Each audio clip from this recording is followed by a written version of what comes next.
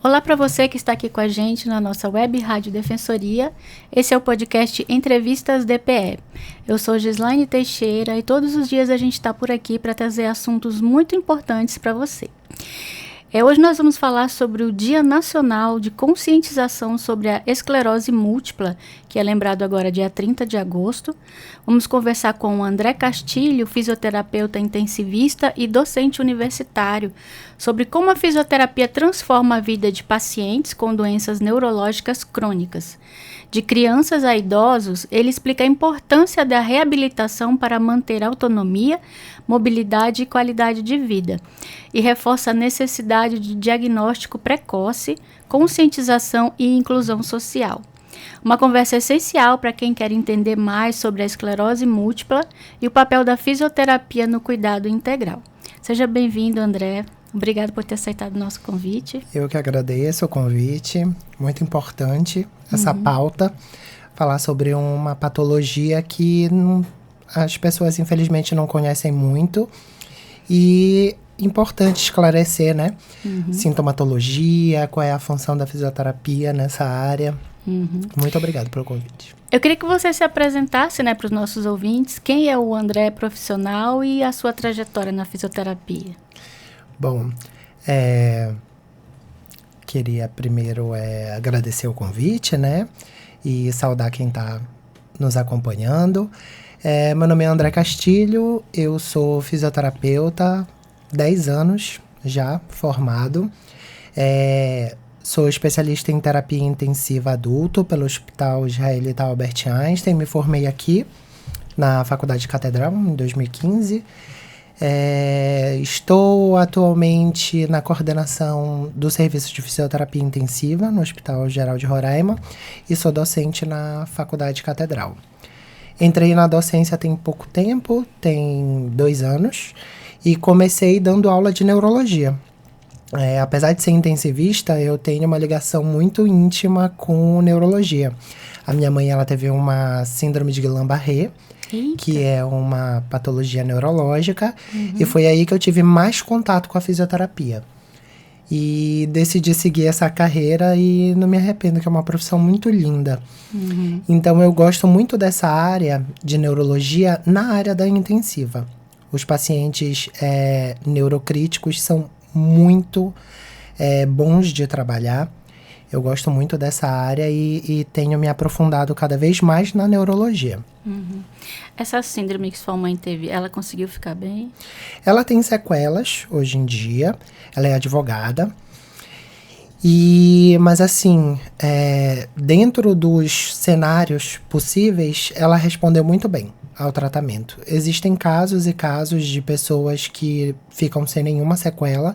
No caso dela, afetou a mobilidade dela, ela tem a mobilidade reduzida. Entretanto, ela tem uma vida muito boa, uma qualidade de vida, tem suas limitações, mas ela consegue nada que impacte ela de viver. É sua principal paciente? Infelizmente, casa de ferreiro espeto de pau, né? Mas, assim, o meu estudo de caso na minha conclusão na graduação foi com ela.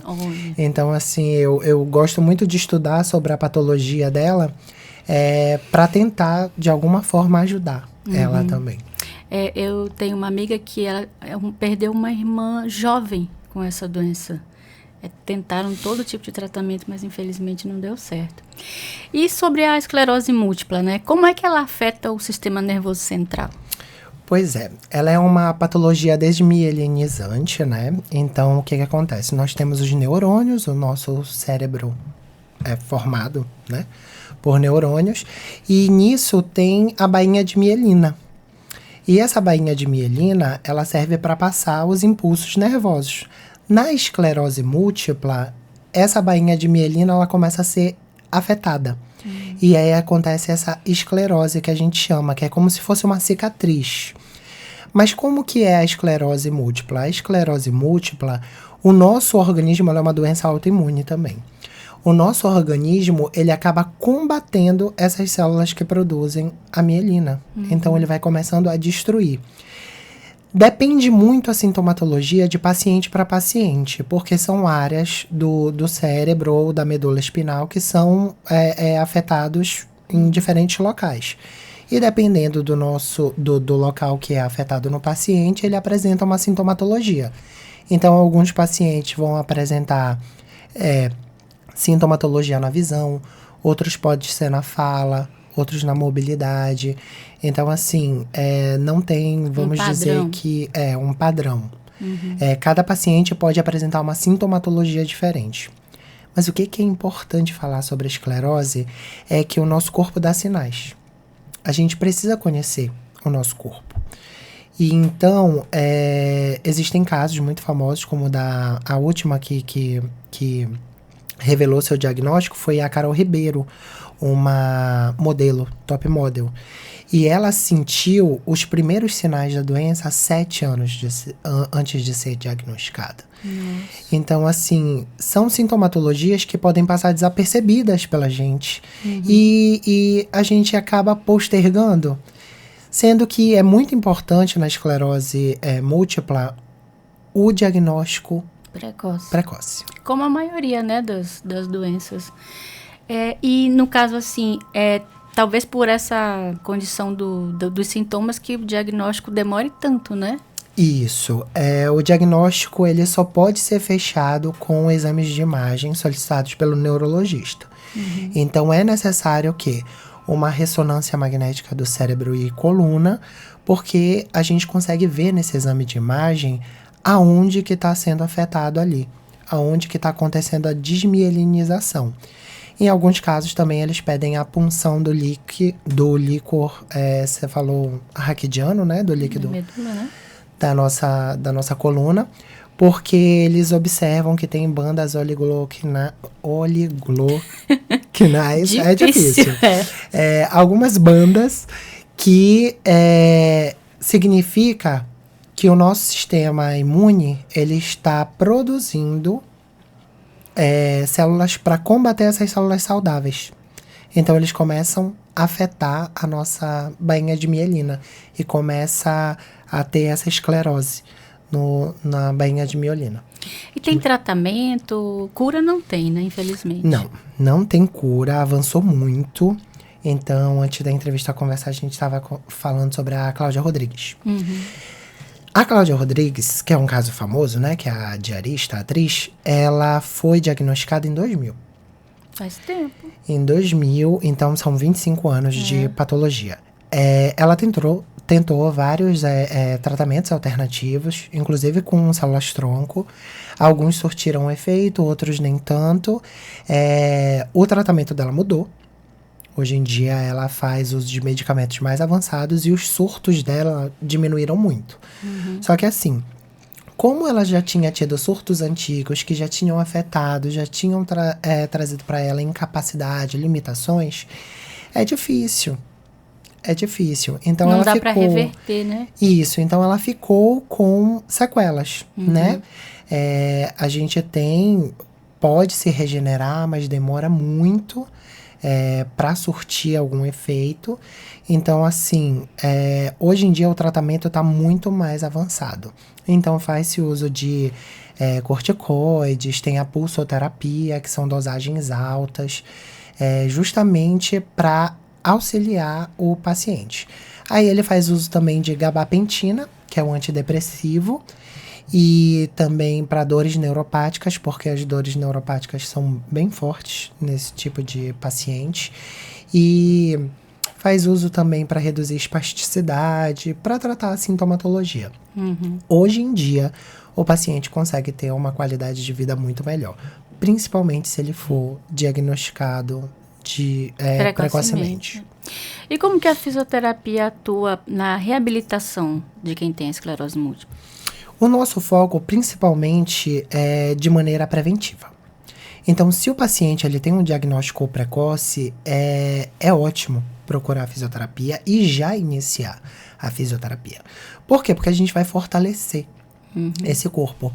Vai preparar ele para caso ele tenha um surto. Por quê? Porque a esclerose múltipla, ela funciona assim. São surtos, a maior incidência, né? que tem surtos e tem o período de remissão. 80% dos casos de esclerose múltipla estão nessa classificação. Então, o paciente tem um surto e aí depende, tem paciente que fica 1 mês sentindo aquele sintoma. Formigamento no braço, perda de sensibilidade ou então fraqueza. No caso da Carol Ribeiro, como eu comentei, ela ficou 1 mês sem conseguir mexer a mão. Nossa. E ela achou normal. Meu Deus. E aí ela foi enrolando e foi ter 7 meses depois o diagnóstico. Então, assim, tem esses períodos do surto e remissão, aí tem a melhora. Aí o paciente deixa quieto. Deixa de lado. No nosso caso, uma vez diagnosticado, a gente vai fortalecer esse organismo. A gente vai trabalhar mobilidade, vai trabalhar equilíbrio, porque afeta a marcha também do paciente. São poucos os casos que chegam a uma cadeira de rodas, mas assim, o quanto antes a fisioterapia entrar, melhor. A gente vai trabalhar mobilidade com esse paciente, vai trabalhar alongamento, vai fortalecer esse corpo, vai trabalhar o equilíbrio dele, justamente para preparar ele para um possível surto. E vale a pena dizer, porque eu também dou aula de saúde coletiva, que o quanto antes a gente instituir uma vida saudável para esse paciente, melhor. Então, é um tipo de paciente que ele tem que fazer uma boa alimentação, então ele precisa de consulta com nutricionista, ele precisa fazer atividades físicas. Se ele for fumante, a chance dele ter um surto é muito maior. Por quê? Porque é uma doença inflamatória, certo? E o cigarro, ele causa uma inflamação no nosso organismo. Então, acelera as chances de surto. Então, se o paciente diagnosticado com esclerose múltipla, ele acessa autotabagismo, melhor ainda. Maiores são as chances dele ter uma adesão boa ao tratamento e a gente conseguir fortalecer e evitar com que ele fique com alguma limitação ou incapacidade.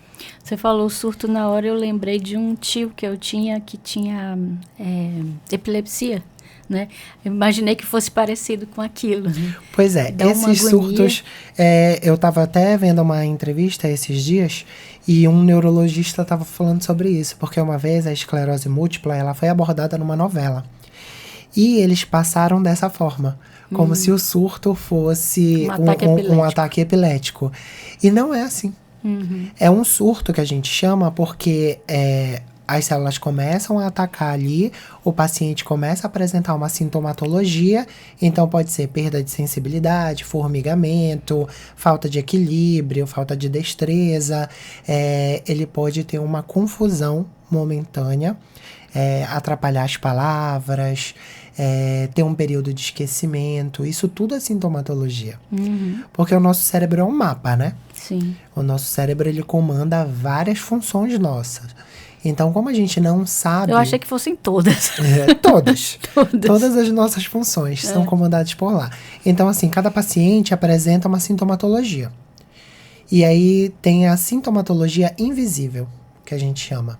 Que são sintomatologias que a gente não consegue provar para o outro que a gente está passando. Então, por exemplo, esquecimento, confusão nas palavras, fadiga. Como é que você comprova que você está com fadiga? É que nem eu tenho crise de enxaqueca, né?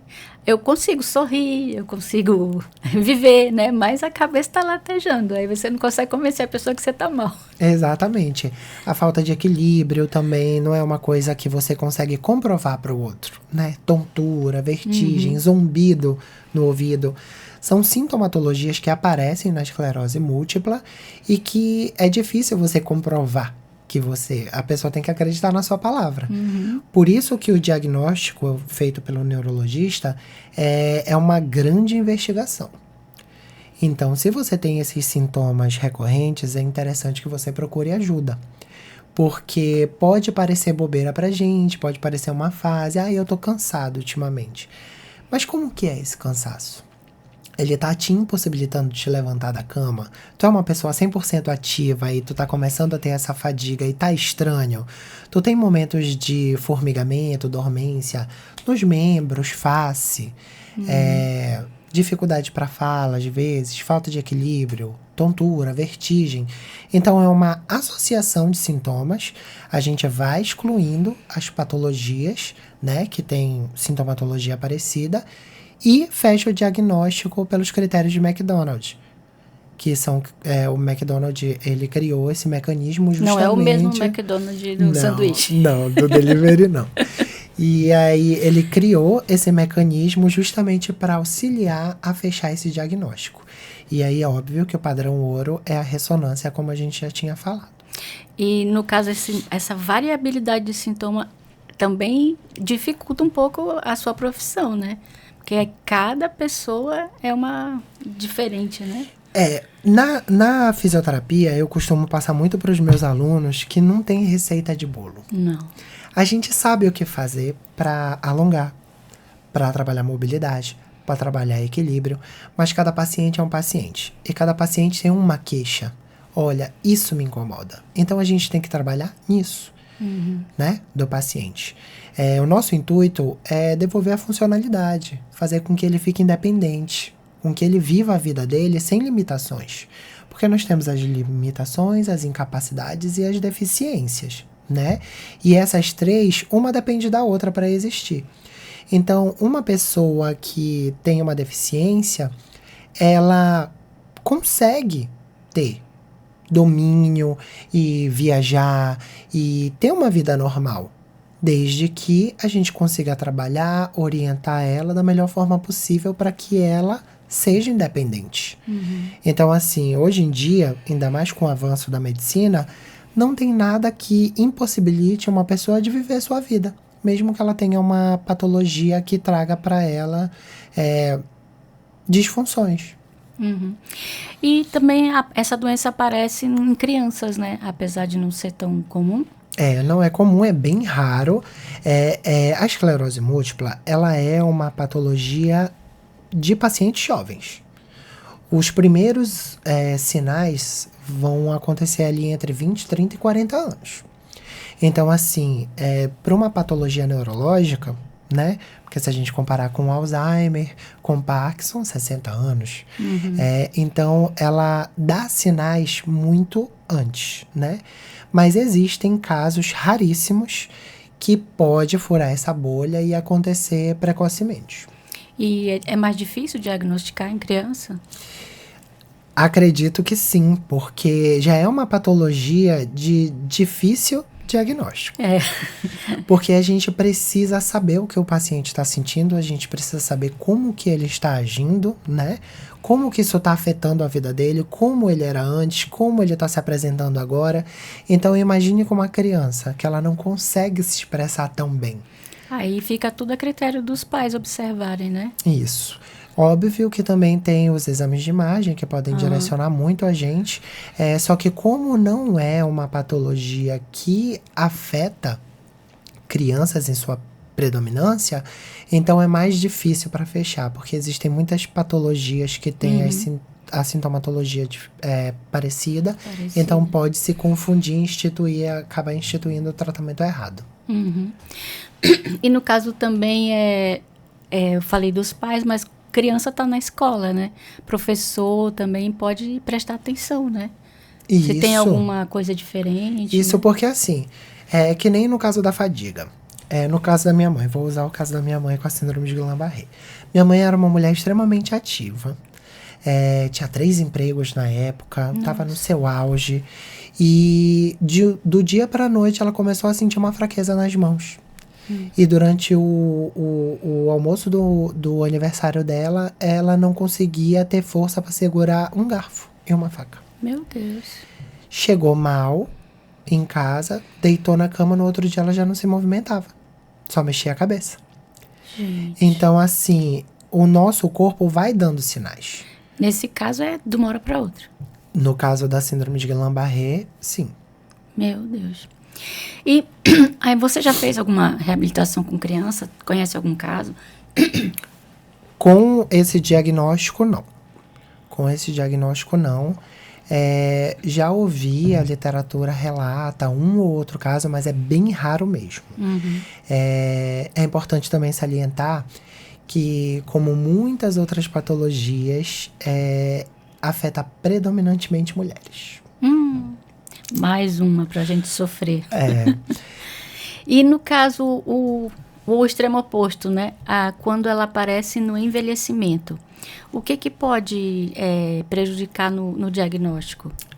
Quando os pacientes são diagnosticados de maneira mais tardia, provavelmente o corpo já deu sinais bem antes. E aí acha que é outra coisa, né? E aí acha que é outra coisa, aí como são surtos e acaba passando, aí releva, né? Porque no caso, por exemplo, porque afeta também, por exemplo, os nossos órgãos excretores e genitais. Então, por exemplo, uma mulher ali dos seus 60 anos está sentindo muito calor, está tendo perda de xixi, isso é sintomatologia. Menopausa. E aí ela acaba confundindo com outras coisas. Então, falta de libido, falta de lubrificação nos órgãos genitais. Isso tudo é sintomatologia que as pessoas podem acabar passando. É da idade. Não é normal. Acontece. E aí, isso é um perigo.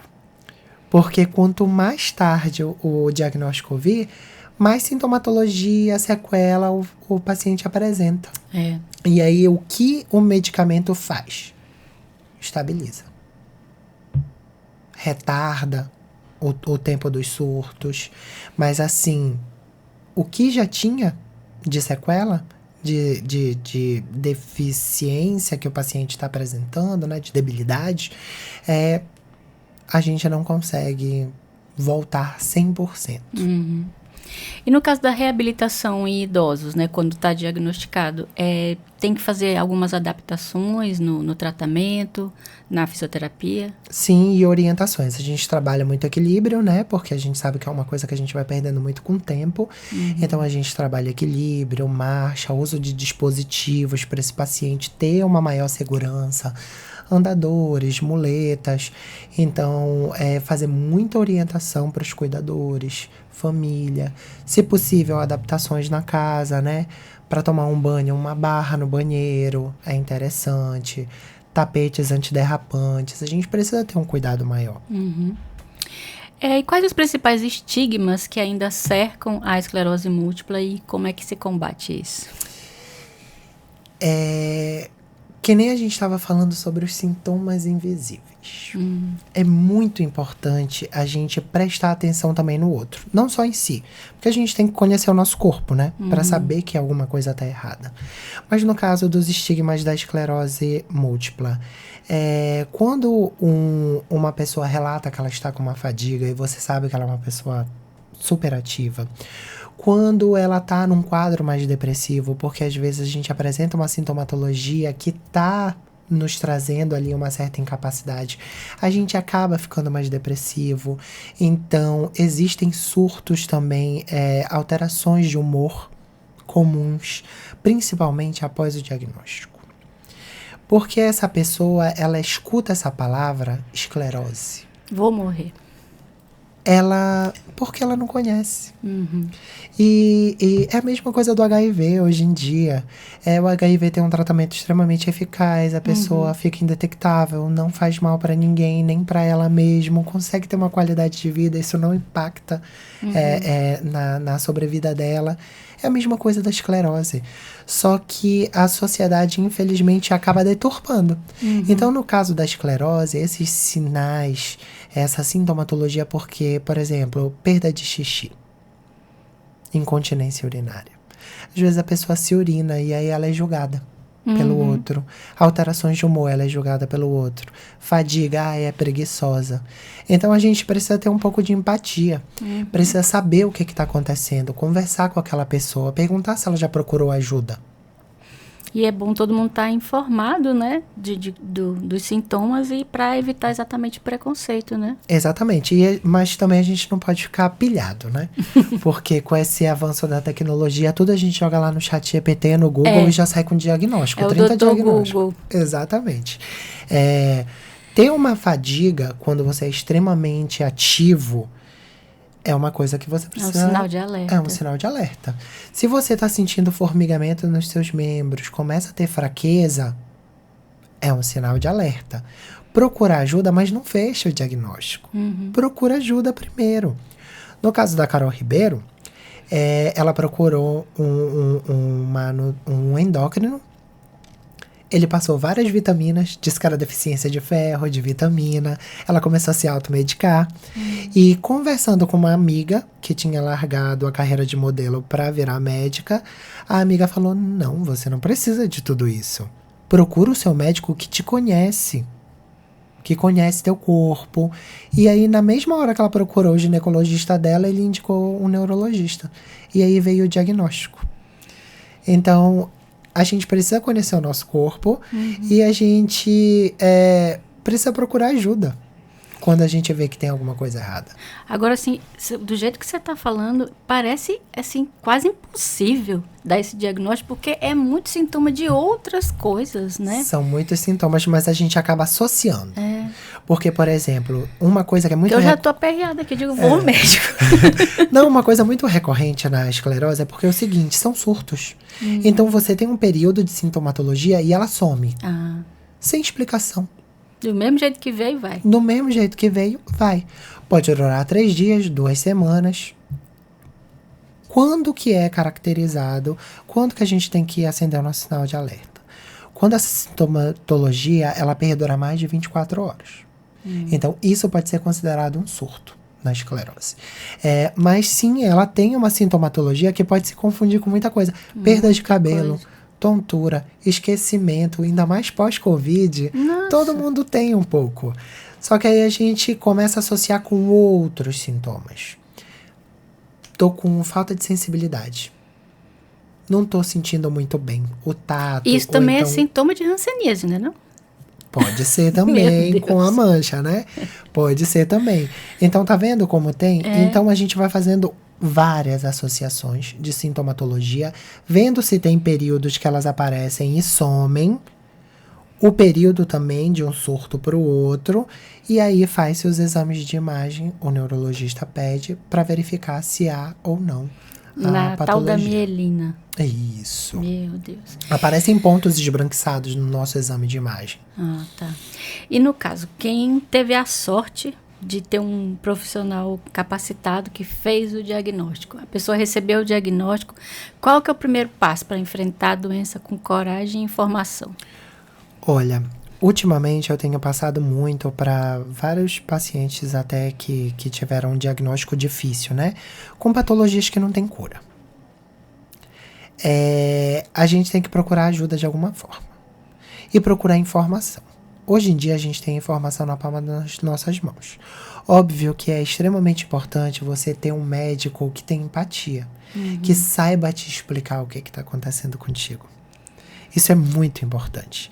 Então, se você tem uma doença infectocontagiosa, um infectologista bom, uma doença neurológica, um neurologista bom, é importante que ele sente, te explique e que te fale o avanço que teve a saúde, a qualidade de vida que você vai ter. Você vai ter que tomar um comprimido ou outro, você vai ter que fazer exames de rotina, você vai ter que fazer acompanhamento, mas você vai ter uma vida saudável e você vai conseguir ter uma vida boa, sem limitações, se você se cuidar.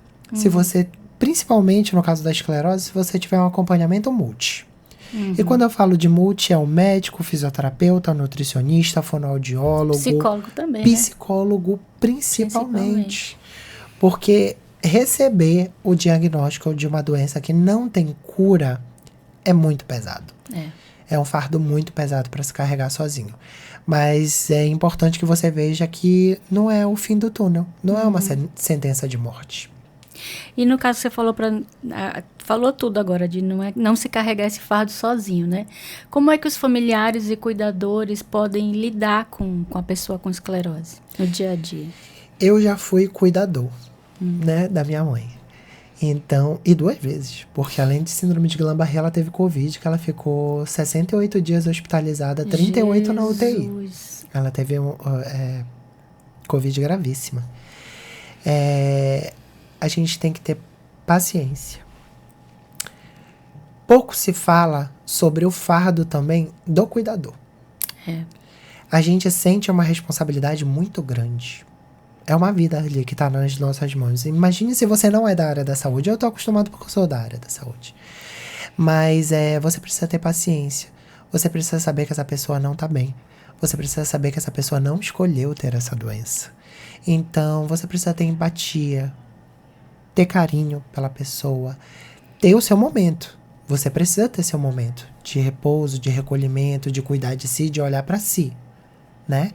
Mas você precisa ter paciência, precisa auxiliar da melhor forma. Se você não tiver condições, buscar ajuda. Buscar ajuda de um profissional qualificado que possa te ensinar a ter um manejo melhor com o seu familiar e ter uma escuta ativa. Porque essa pessoa, ela tá passando por um momento difícil e ela vai se lamentar. Ela vai achar que é o fim da linha para ela vai precisar de força, de amparo, de carinho. Então é muito importante a gente também cuidar do cuidador. Uhum. E falando do país como um todo, né? Você enxerga o que você enxerga no futuro para a fisioterapia e para a reabilitação das pessoas com esclerose no cenário nacional? Tem muita gente capacitada? Atualmente, no país, a gente só tem o registro de 40 mil diagnosticados com esclerose múltipla. É pouco. No universo de 213,8 milhões de brasileiros, é pouco. Mas como a gente estava conversando durante a entrevista, é um diagnóstico difícil, né, de ser dado. Com certeza muita gente tem, né? Exatamente. Então, assim, eu tenho incentivado muito também os meus alunos a olhar com carinho para a especialidade em neurofuncional. Porque é uma especialidade muito bonita. Muito bonita. Eu gosto muito. É mais na área da intensiva, mas eu gosto muito. Porque eu gosto do mistério, né? Das doenças neurológicas. Porque muitas patologias a gente não sabe de onde veio, para onde vai, a gente não sabe como surgiu. Então eu gosto muito disso. Isso que me encantou na neurologia. Eu vejo que a fisioterapia tem crescido muito, principalmente depois da Covid. A gente viu a importância que tem um fisioterapeuta. Infelizmente, né, passou aquele período da pandemia e a gente acaba caindo um pouco no esquecimento. Mas assim, a fisioterapia, quando eu estava na faculdade, falavam que era a profissão do futuro. Mas é mesmo. E eu acho que esse futuro já... É do presente, né? Eu acho que esse futuro já chegou. Já chegou. E a gente tem cada dia mais fisioterapeutas capacitados. E especializados, né? Especialistas, dedicados, que trazem muito orgulho para a nossa categoria. Eu acho que a gente tem que procurar cada vez mais educação, se especializar, fazer um mestrado, um doutorado, se capacitar para poder cuidar e ensinar também. Porque eu acho muito importante, porque quando eu fui para a docência, eu tive essa preocupação de ser para os meus alunos o professor que eu gostaria de ter tido e ensinar eles de uma maneira que eles tenham orgulho da carreira que eles estão escolhendo. Porque a fisioterapia, ela é uma profissão muito linda. E a gente pratica também a escuta, porque a gente escuta muito os nossos pacientes e conversa com eles. Então, eu desencorajo também aqueles que não têm muita paciência, que são meio bocudos, falar, olha, gente, é porque a gente precisa ter uma empatia, a gente precisa de profissionais da saúde que tenham esse carinho, que amem sua profissão, acima de tudo. A remuneração é uma consequência da nossa dedicação. Então, se você ama o que faz, se você faz com afinco, você tem a retribuição por isso. Você já pensou em ser médico? Eu tentei durante muitos anos e acabei desistindo. E eu falo até isso para os meus alunos. No começo da fisioterapia eu amava, porque eram as matérias básicas. Quando começou a entrar as matérias específicas, eu falei, meu Deus, eu não nasci para isso. E aí eu fui amar a fisioterapia quando eu entrei numa UTI. Quando eu entrei na UTI, eu vi a importância e a responsabilidade que o fisioterapeuta tem que ter naquele ambiente. Eu falei, é aqui que eu quero ficar. E aí foi fui atrás da minha especialização. E aí eu procurei um hospital de referência justamente para isso, para aprender com os melhores, para poder ser o melhor por onde eu passar. Eu estou impactada, André, com tudo que você falou. Assim, eu queria te parabenizar por essa escolha, né? Porque a gente vê que você é apaixonado pelo que faz. E, assim, as pessoas que tiverem essa doença ou qualquer outra, assim, que tenham a sorte de encontrar contigo. Muito obrigado. Eu agradeço muito o convite. Eu acho muito importante a gente falar sobre a fisioterapia, falar sobre patologias, assim, que infelizmente a gente não tem muito conhecimento. Uhum. Eu uso o meu local de fala dentro da sala de aula muito para essa educação também dos meus alunos. De explicar para eles o que é o HIV hoje em dia, de explicar para eles o que é uma patologia, de explicar para eles o que é cuidado paliativo. Cuidar do nosso paciente que tem uma doença sem cura não significa que ele vai morrer amanhã, ele é paliativo. Às vezes a gente morre antes dele, né? Isso, Ninguém e sabe. eu já vi casos acontecerem. Tem casos de paliativos que têm 10 anos paliativado e estão vivos. Então não é uma sentença de morte, é dar um conforto e um fim digno para o nosso paciente. Tá certo, muito obrigada. Quando quiser voltar com outro assunto, pode voltar que a gente está aqui. E agradeço muito pelo convite, agradeço quem está ouvindo, quem está acompanhando a gente e que sejam multiplicadores. Sobre isso que é importante. Você que está assistindo essa entrevista, passa para aquele seu amigo que está deixando os sintomas de lado, né, para procurar ajuda antes, para conseguir fazer um tratamento e viver bem. Eu queria agradecer também a colaboração dos nossos colegas, editores, o Ítalo e a Vitória, que estão aqui com a gente todo dia. E daqui a pouco a gente volta com outro assunto muito importante para você. Até a próxima.